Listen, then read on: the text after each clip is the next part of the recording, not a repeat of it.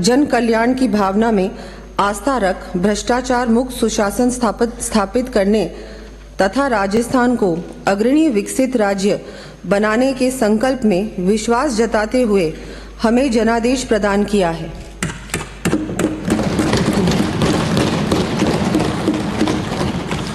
हमें पूर्ण आशा है कि इस सुराज संकल्प की सिद्धि के लिए पूरे मनोयोग से कार्य कर विकसित एवं उन्नत राजस्थान की संकल्पना को मूर्त रूप देने में सफल होंगे। प्रदेश को अग्रणी पंक्ति में लाने के लिए हम सबका साथ, सबका विकास, सबका विश्वास, सबका प्रयास व सबका कल्याण की सोच के साथ अथक परिश्रम कर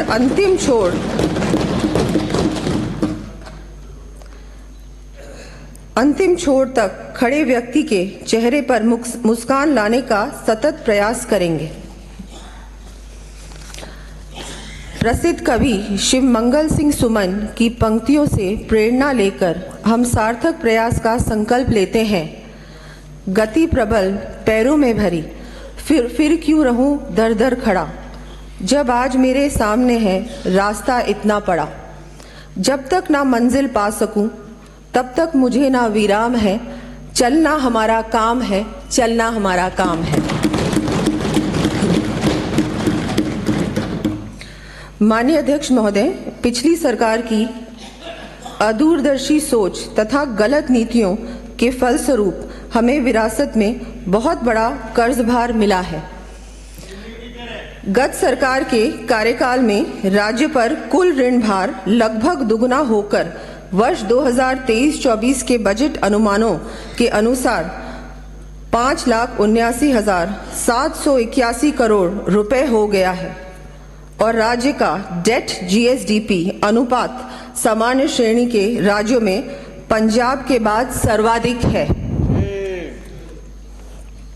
इसके साथ ही वर्ष 2023-24 के अंत में राज्य में प्रति व्यक्ति ऋण वर्ष 2017-18 के 36,880 रुपए से बढ़कर 70,800 रुपए हो जाना संभावित है। इसका मतलब कि हमारा कर्ज भार आज की तारीख में दुगना हो चुका है आपकी वजह से। पिछली सरकार के कार्यकाल में लिए गए 2,24,392 करोड़ रुपए के ऋण में से मात्र 93,577 करोड़ रुपए का पूंजीगत व्यय किया गया।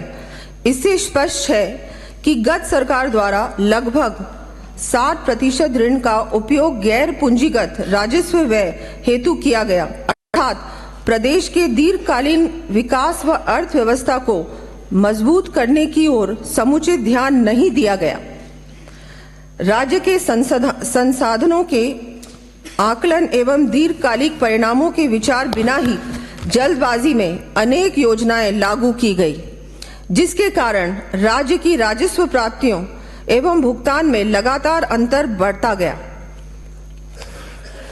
बिना किसी प्लानिंग के, बिना किसी जिस तरह से आर्थिक आपको पूरी प्लानिंग करनी चाहिए थी आपने नहीं की और बिल्कुल वही एक राजनीतिक दृष्टिकोण से आपने घोषणाएं कर दी। इसी का परिणाम है 1,39,200 करोड़ रुपए से अधिक का ऋण भार हो गया है। वर्ष 2022-23 के अनुसार राजकीय उत्पादन कंपनी की उत्पादन क्षमता लगभग 8,300 मेगावाट होने के उपरांत भी औसतन 4,800 मेगावाट अर्थात मात्र लगभग 55% क्षमता के साथ उत्पादन हो रहा है। इस कारण प्रदेश में समुचित बिजली उपलब्ध कराने के लिए महंगी बिजली एक्सचेंज से क्रय करनी पड़ रही है। वर्ष 2022-23 में 3,700 करोड़ रुपए से अधिक की बिजली एक्सचेंज से खरीदने के कारण यह अतिरिक्त वित्तीय भार राजकोष पर पड़ा। हम इस स्थिति से निपटने व बिजली कंपनियों में प्रोफेशनल एडमिनिस्ट्रेशन स्थापित करने के लिए समस्त आवश्यक कदम उठाएंगे। इस दृष्टि से प्रसारण निगम में केंद्र सरकार के ऊर्जा मंत्रालय द्वारा जारी दिशा निर्देशों के अनुरूप इनविट टीओटी लाने के साथ ही सभी बिजली कंपनियों निगमों का विशेषज्ञों की सहायता से बिजनेस प्लान तथा 10 वर्ष की अवधि ध्यान में रखते हुए रिसोर्स एडिक्वेसी प्लान बनाकर समयबद्ध रूप से लागू किया जाना प्रस्तावित है। माननीय प्रधानमंत्री जी ने अक्षय ऊर्जा को जन जन से जोड़ते हुए बढ़ावा देने की दृष्टि से अयोध्या में प्रभु श्री राम की प्राण प्रतिष्ठा के पावन एवं ऐतिहासिक दिवस 22 जनवरी 2024 को संपूर्ण देश में 1 करोड़ हाउसहोल्ड्स को सौर ऊर्जा से इलेक्ट्रीफाई करने की महत्वाकांक्षी प्रधानमंत्री सूर्योदय योजना की घोषणा की है।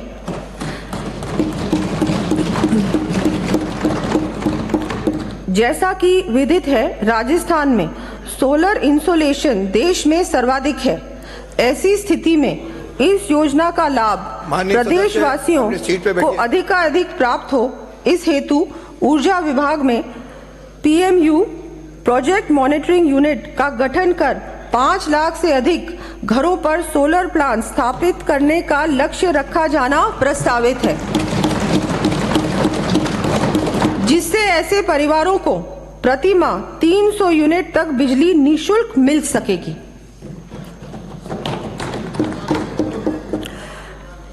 प्रदेशवासियों को प्रदूषण रहित आवागमन की सुविधा उपलब्ध कराने के साथ ही फॉसिल फ्यूल्स की बचत के लिए पब्लिक ट्रांसपोर्ट में इलेक्ट्रिक व्हीकल्स को बढ़ावा देने हेतु इंटरस्टेट के साथ साथ जयपुर, जोधपुर, उदयपुर, कोटा जैसे बड़े शहरों के लिए 500 इलेक्ट्रिक बसेस उपलब्ध करवाए जाने की मैं घोषणा करती हूँ।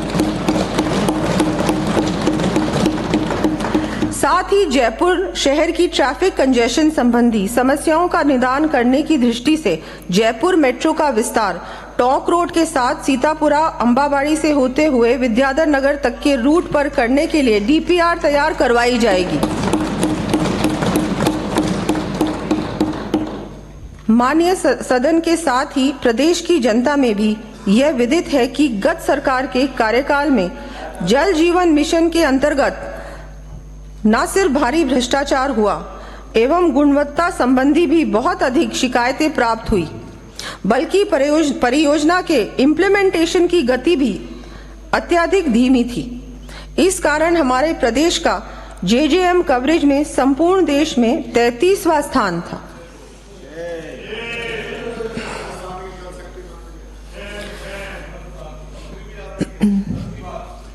आप लोग इम्प्लीमेंट नहीं करना चाहते थे, साफ साफ बात तो यही है ना। आप बजट भाषण जब हम परियोजना का कार्य पूर्ण आप सुनिए, आप मुझे बोलने तो दीजिए, इतने बौखला क्यों रहे? मेरा काम है, मेरा काम मुझे करने दीजिए। मत बोल, अरे भाई अरे आप बैठे बैठे, माननीय सदस्य बैठे बैठे नहीं, आप करिए अपना। क्यों महिला वित्त मंत्री से कोई दिक्कत है आपको?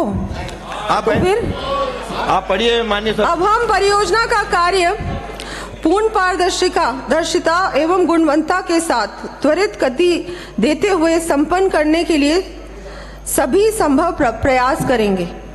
इस क्रम में योजना के अंतर्गत आगामी वर्ष 25 लाख ग्रामीण परिवारों को नल से जल उपलब्ध कराया जाएगा। इस कार्य हेतु लगभग 15,000 करोड़ रुपए व्यय किया जाना प्रस्तावित है।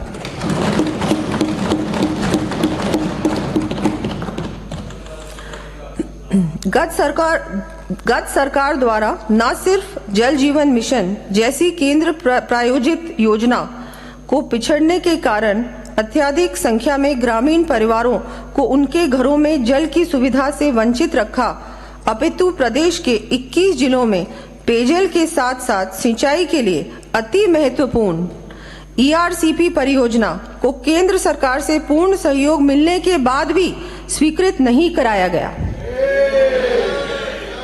इससे गत सरकार की नीयत और कार्यप्रणाली की स्पष्ट झलक मिलती है। माननीय प्रधानमंत्री जी के निर्देशन एवं माननीय केंद्रीय जल शक्ति मंत्री की पहल पर अब हमने केंद्र सरकार के जल शक्ति मंत्रालय द्वारा ERCP परियोजना को रिवर लिंकिंग प्रोजेक्ट्स में सम्मिलित कर स्वीकृति किए जाने के लिए राज्य एवं केंद्र सरकार के मध्य MOU को साइन कर शीघ्र प्रारंभ करने का मार्ग प्रशस्त किया है। सदन आप इससे भी खुश नहीं है, वंचित रखना चाहते हैं। माननीय विपक्ष नेता सुनिए, 21 जिलों को पानी से, फिर पीने के पानी से, सिंचाई के पानी से, आपको इसमें दिक्कत क्या है? माननीय सदस्य बैठिए। आप तो कर नहीं पाए। अरे माननीय सदस्य, आप ये 10वीं बार खड़े हुए हो।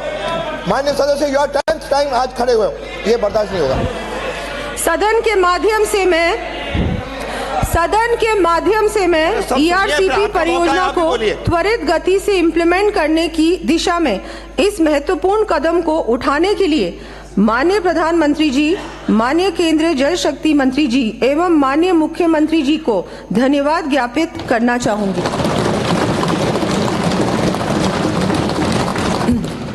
इस महती परियोजना के लिए हम स्टेट शेयर समयबद्ध रूप हमने वैसे परियोजना को और बढ़ाया है। 21 जिलों को इससे लाभ मिलेगा। ये तो मुझे लगता है इतनी बड़ी बात है, आपको तो खुश होना चाहिए। आपको इससे आपत्ति? आपका जब मौका है बोलना ना, मना थोड़ी है। जनता देख रही है। माननीय धारीवाल जी, जब आपका मौका है आपको बोलने देंगे। आप बैठिए। आपका जब भी मौका आए आपको बोलने देंगे नियमों के अनुसार। अभी इनका भाषण सुनिए। मुख्यमंत्री पर्यटन कौशल विकास कार्यक्रम प्रारंभ कर आगामी 2 वर्षों में 20,000 युवाओं एवं लोक कलाकारों को गाइड हॉस्पिटैलिटी पारंपरिक कला संबंधी प्रशिक्षण दिया जाकर एम्प्लॉयबल बनाया जाएगा। माननीय अध्यक्ष महोदय, मानव क्षमता के उन्नयन, न्याय संगत और न्यायपूर्ण समाज के लिए के निर्माण तथा राष्ट्रीय विकास में शिक्षा के महत्व को देखते हुए केंद्र सरकार द्वारा राष्ट्रीय शिक्षा नीति 2020 लाई गई। हम प्रदेश में स्कूल शिक्षा, उच्च शिक्षा तथा तकनीकी शिक्षा को इस फॉरवर्ड लुकिंग नीति के अनुसरण में गुणवत्तापूर्ण बनाएंगे। सभी वंचित वर्गों तक भी शिक्षा की पहुंच को सुलभ करने की दृष्टि से मैं आगामी वर्ष से अल्प आय वर्ग, लघु, सीमांत, बटाईदार किसानों एवं खेतिहर श्रमिकों के परिवार के छात्र छात्राओं को KG से PG तक निःशुल्क शिक्षा प्रदान करने की घोषणा करती हूँ।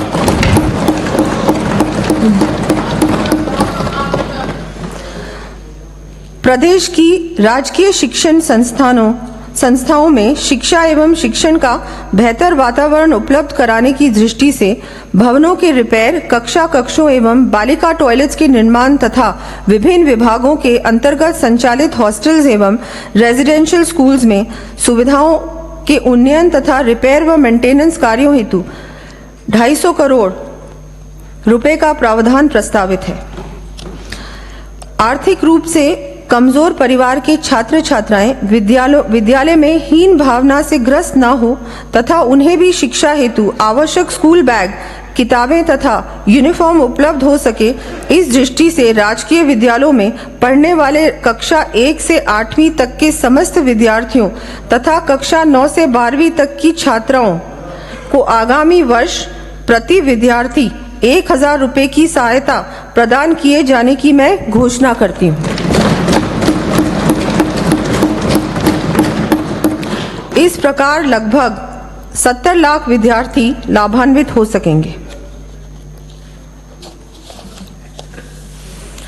प्रदेश में युवाओं की ऊर्जा एवं उनके out of the box ideas का समाज, प्रदेश एवं देश की उन्नति में सार्थक योगदान हो तथा इसके साथ ही उन्हें अपने सपने साकार करने के समुचित अवसर मिले, इस दृष्टि से जयपुर, बीकानेर, भरतपुर एवं उदयपुर में Atal innovation studio and accelerators की स्थापना करने की घोषणा करती हूँ। इन एक्सेलरेटर्स में software coding, robotics fab lab एवं मल्टीमीडिया VFX संबंधी विश्व स्तरीय सुविधाएं उपलब्ध होंगी। इस हेतु 1,000 करोड़ रुपए व्यय होंगे। आज देश के बड़े शहरों में जहां एक ओर बढ़ती आबादी के कारण आवश्यक सुविधाओं पर अत्यधिक दबाव पड़ रहा है, वहीं दूसरी ओर युवाओं को रोजगार की समस्या का सामना भी करना पड़ रहा है। इसके समाधान के लिए कई राज्यों ने सैटेलाइट सिटी विकसित कर सफलता प्राप्त की है। उदाहरण के लिए मुंबई के निकट पुणे, हैदराबाद के निकट साइबराबाद एवं अहमदाबाद के निकट गिफ्ट सिटी की यूटिलिटी और सक्सेस से सभी अवगत है। माननीय प्रधानमंत्री जी द्वारा लाए गए गति शक्ति कार्यक्रम के तहत केंद्र सरकार भी इस हेतु सहायता उपलब्ध कराती है। हमारे प्रदेश में जयपुर शहर 40 लाख से अधिक आबादी के साथ इस समस्या से जूझ रहा है। इस क्रम में मैं जयपुर के निकट हाईटेक सिटी विकसित किए जाने की घोषणा करती हूँ। इस हाईटेक टाउनशिप में IT, fintech, financial management, AI, ML सहित अन्य न्यू एज सब्जेक्ट्स के संस्थानों, कंपनियों को स्थापित करने हेतु स्पेशल इंसेंटिव्स दिए जाएंगे। साथ ही यहाँ वर्ल्ड क्लास सिटी के अनुरूप निवासियों को समस्त सुविधाएं भी उपलब्ध हो सकेंगी। युवाओं के ऑलराउंड पर्सनालिटी डेवलपमेंट में स्पोर्ट्स का अत्यधिक महत्व है। युवाओं के लिए प्रेरणा के साथ ही किसी भी प्रदेश के लिए गौरव का विषय होगा कि उसके युवा ओलंपिक्स में भाग लें। ओलंपिक्स में भाग लेने के लिए प्रदेश के 50 प्रतिभाशाली युवाओं को ट्रेनिंग किट, कोच सहित सभी विश्व स्तरीय सुविधाएं उपलब्ध कराने की दृष्टि से मिशन ओलंपिक्स 2028 की मैं घोषणा करती हूँ। इसके लिए जयपुर में centre of excellence for sports भी स्थापित किया जाएगा। इस हेतु 100 करोड़ रुपए का प्रावधान प्रस्तावित है। साथ ही जयपुर, भरतपुर एवं उदयपुर में बालिकाओं के लिए residential girls sports institutes 25-25 crore रुपए की राशि से स्थापित किया जाना प्रस्तावित है। माननीय अध्यक्ष महोदय, जैसा कि विदित है, हमारी केंद्र की सरकार ने महिला सशक्तिकरण की दिशा में ऐतिहासिक कदम उठाते हुए 20 सितंबर 2023 को संसद तथा विधानसभा में महिला आरक्षण का प्रावधान करने हेतु नारी शक्ति वंदन अधिनियम पारित किया है।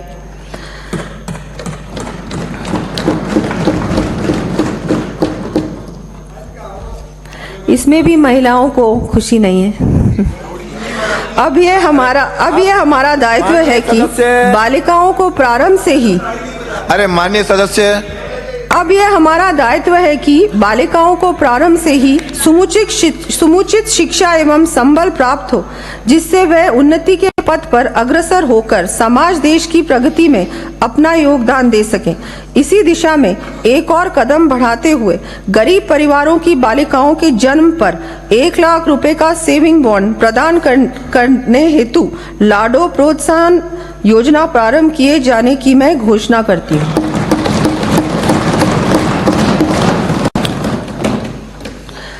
माननीय प्रधानमंत्री जी द्वारा महिलाओं के आर्थिक सशक्तिकरण हेतु प्रारंभ की गई लखपति दीदी योजना के अंतर्गत प्रदेश में कार्यरत स्वयं सहायता समूहों में से 2,80,000 महिलाएं एवं उनके परिवार 1 लाख रुपए से अधिक की वार्षिक आमदनी कर रहे हैं। इस योजना को और अधिक गति देते हुए आगामी वर्ष 5 लाख परिवारों की आय 1 लाख रुपए वार्षिक तक ले जाने का कार्य किया जाना प्रस्तावित है। वर्तमान में प्रधानमंत्री मातृ वंदन योजना के अंतर्गत गर्भवती महिलाओं को प्रथम बच्चे के लिए 2 किश्तों में 5,000 रुपए दिए जाने का प्रावधान है।